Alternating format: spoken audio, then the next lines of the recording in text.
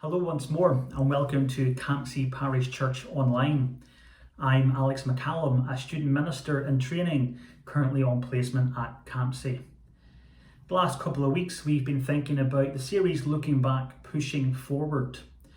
Last week we were joined by David Sim, a fellow candidate in training with the Church of Scotland. And it was great to hear him share his experiences and feelings over the last 12 months and of lockdown in particular. This is the penultimate week of this series. Next week I'm hoping once more to be joined by someone else to share their thoughts on lockdown and moving forward.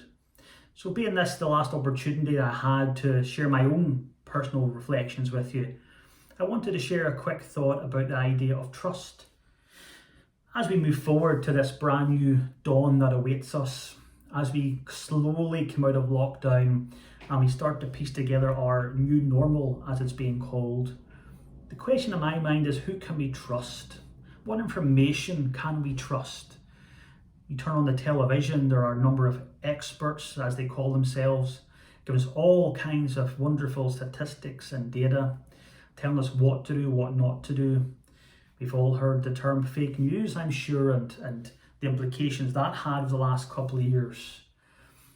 And when I started thinking about this idea of trust, I was reminded of a personal story that I want to share with you very quickly that I hope will be an encouragement to you. As I was beginning my training for ministry a couple of years ago, Adele and myself had agreed to sell our family home and to relocate somewhere a bit more central so it'd be easier. Like many people who sell their houses, it's a stressful time, it's a panicky time. Sleepless nights are had aplenty. But we had put our house up for sale, and after 6-7 months of prospective buyers, we eventually got someone who's wanting to buy the property, which was great news.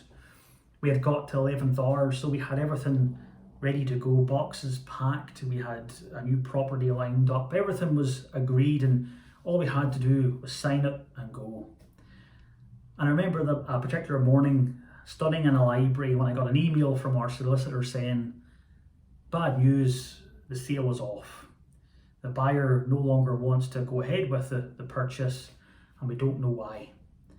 And I can remember at that minute in time feeling like the world had stopped around me. I felt like I was in slow motion, that there was background white noise all around me. And all I could think about was these words floating about in my head.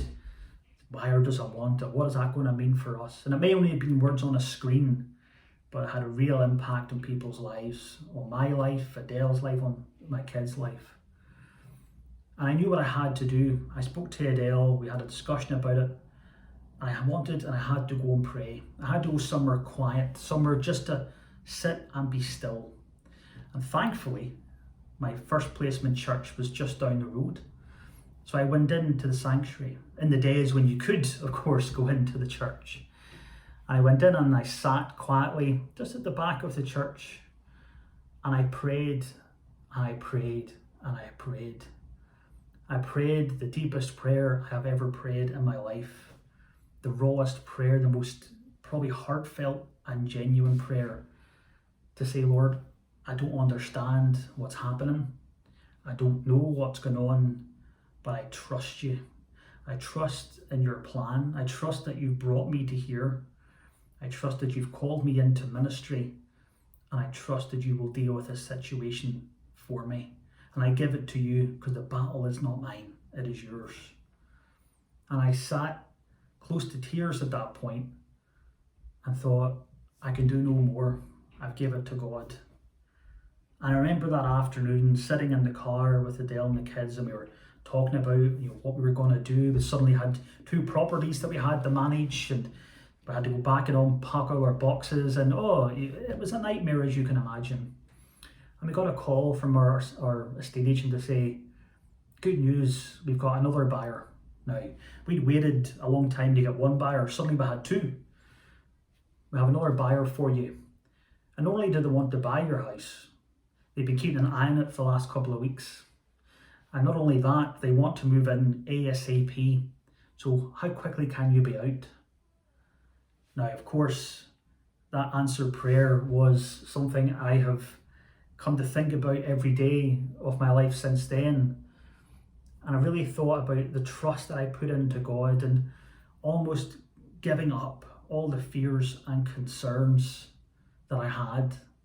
And that is one personal story of mine that encourages me every day to know no matter how dark things seem or how desperate the situation appears, trust in the Lord with all your heart and lean not on your own understanding.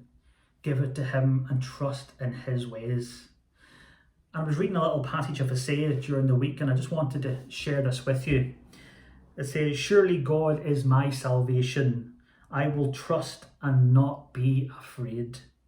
The Lord Himself is my strength and my defence.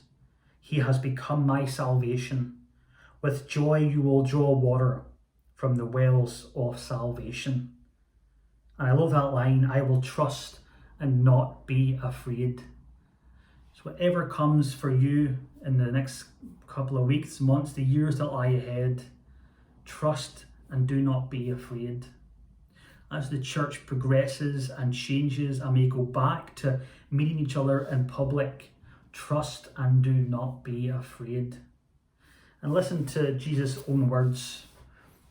When Jesus was tempted by the devil in the desert, when Satan was there trying to tempt him with anything he could, Jesus said 3 words and 3 words only. It is written. It is written, man shall not live on bread alone. It is written, worship the Lord your God only. Jesus answered, it is said, do not put the Lord your God to the test. As you move forward, if you're tempted to think that you are alone, if temptation is all around you, trust in the Lord. Say to yourself, it is written. Read that passage in Luke chapter 4. A wonderful passage to remind you that you do not do this alone. The Lord walks by you. No matter how dark the days seem as we go forward, what temptations come your way, temptations to go back to the old way of maybe things weren't working, temptations to not move forward, temptations to not leave home because you're afraid to go outside. Once it's safe to do so, once we're getting back to normality, know that the Lord walks beside you. Know that He will never forsake you or leave you, because it is written, man shall not live on bread alone. It is written, worship the Lord your God and serve Him only. Friends, it has been lovely to share this little personal reflection with you today. I do hope that you have enjoyed the last couple of weeks of this series and the previous one.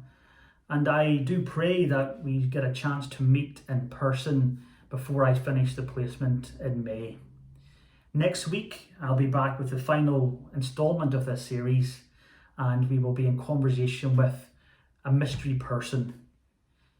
Until then, I hope you have a safe week, that you take care of yourself, and that you and your loved ones are well. Keep safe and God bless.